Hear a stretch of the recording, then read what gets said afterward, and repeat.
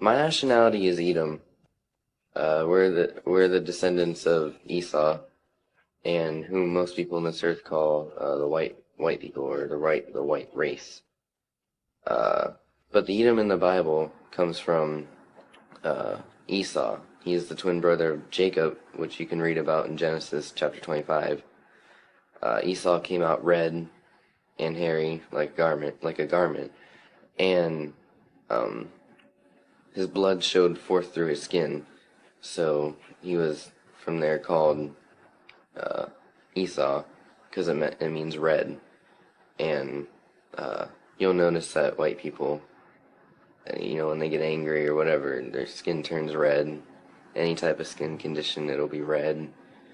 Uh, it's a biblical description, so you can know who these people are in the earth at all times, even these times, the end times. So yes, I am an Edomite. Uh, my thoughts on the Negroes or the so-called Negroes that are asleep in these times. Number one, it proves that, the prophecy of the Valley of the Dead Bones, how could these people wake up from their sleep? At least we know that these people are asleep and now they're waking up. Now is the time that they need to wake up. Now is the time. It's getting pretty close. And they are waking up. But no, the Negroes themselves, or what they like to call themselves, or what the whole world likes to call, these people are black people. But that kind of broadens the spectrum, that's it's just as bad as calling a white person a white person. There's different types of white people, different nations of white people, just as there are different nations of black people. There's different nations of Asian people, or so-called black people, and black is a color. There's no such thing as color when you're naming nations. Nations comes from fathers, and it's really ignorant to call people black people. But if you do the research, the true nationality of the so-called black people is Israelite, or Hebrew Israelites. The true nationality of the so-called black people is Israelite, or Hebrew Israelites. The true nationality of the so-called black people is Israelite, or Hebrew Israelites. And they're a nation of people who descended from Jacob, who was later named Israel, who had 12 sons, who became the 12 tribes, who multiplied into the uncountable number of Israelites that are as the sands of the seas today. Can't count them, there's so many. Yes, they are Hebrew Israelites. And that's not a religion. That's not a cult. It's strictly a nationality bloodline of people, and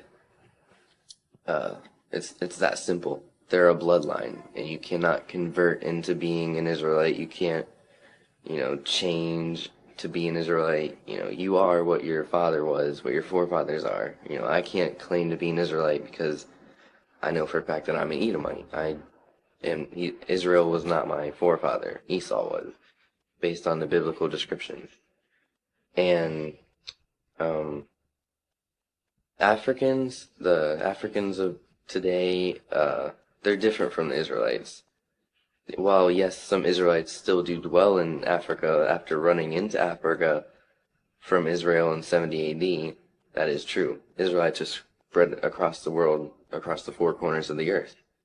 But the Africans the majority are Hamites. They aren't even of the seed of Shem, which is the forefather of Israel, or Jacob. And it's that's kind of the consequence of calling dark colored, or people of color, black people. You would never know the difference between an Israelite or a Hamite. There's a huge difference that in these times must be revealed, because these are the end times, and These people need to wake up because the Christ is coming for these people. And if they don't know who they are, I don't know how they can be caught up with them. It's the start. You need to know who you are before you make any other progress. States in the Bible that the Most High's people are destroyed for a lack of knowledge. That knowledge is thinking that they're black, they're Africans, they come from Africa, the motherland. No, they don't even realize that they predate Africa. They're from Israel. They ran into Africa, and they don't even have anything to do with Africa. They have everything to do with Israel, though. And that is very important because Israel was promised a very big promise by the Most High. And in order for them to receive that, they must at least acknowledge their nationality. Continental Atlantic slave trade, whatever it's officially called, that was their curse, and that was brought about by the Most High because they fell as a nation, they sinned.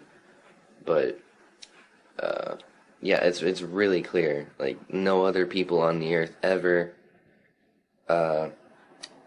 went into slavery by cargo slave ships except these so-called, African Americans, which are clearly Israelites because of this very prophecy, this very active thing happening. Revelations 1:14, it clear 14 through 17, I'm sure, clearly states that Christ, who himself was an Israelite, his feet were as a burnt fiery brass, which you could simply Google search bronze, brass, burnt. It will look exactly like a black person's skin tone, like spot on exactly. It's undeniable.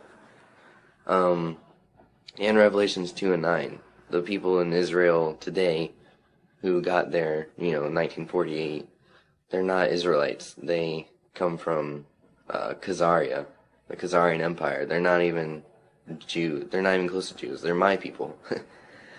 We're Edomites. We're not even close to Israel. Well, I guess we're the twins, but